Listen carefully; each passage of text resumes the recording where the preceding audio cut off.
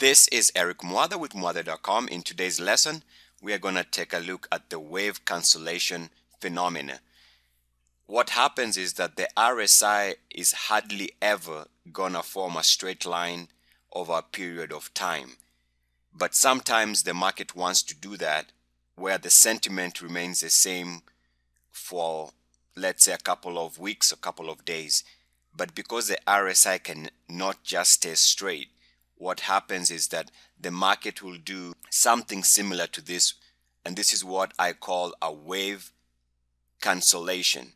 Instead of the market just going flat, one will observe that instead of the market going flat, what the market does as far as the RSI is concerned is it does something like this, where this area is equal to that area, and they cancel out as far as the average movement is concerned. So that's what we call a wave cancellation.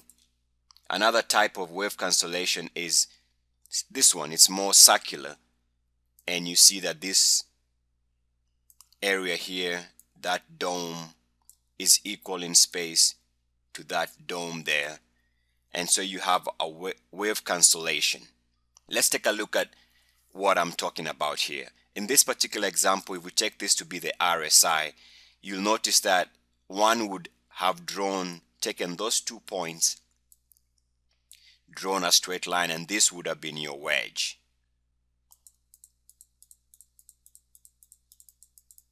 This area here, these two lines would have been, the black lines would have been your wedge. But you see your buy point is going to be here at that particular point there.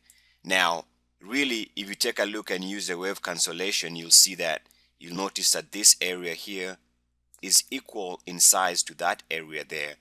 So really your RSI should be in effect connecting this area, that area, going through that area there and connecting that point. So what it should look like is something similar to this right here. This is the same RSI formation, only that we've drawn it correctly, this time acknowledging that there is a wave cancellation. Those two areas are equal, so you draw your line, and it makes more sense because not only do you connect more points on the wedge, you get more points on the wedge now, and it also gives you a better buy point. Your buy point is lower. Let's take a look at a different RSI phenomena, but this time we're going to discuss the lower side of the RSI. And if you take these 2 points, you see you draw a straight line, and this is your RSI line. But then again, if you consider the fact that this seems to be an equal distant area there and equal distant area there, what you can do is use the wave cancellation that we are talking about here and draw the line connecting those points. Now this line would make more sense because it connects that low and that low.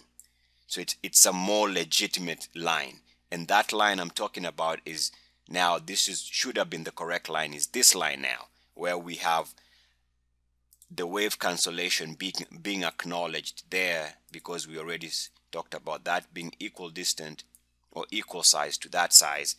So your line is now connecting more lows on the,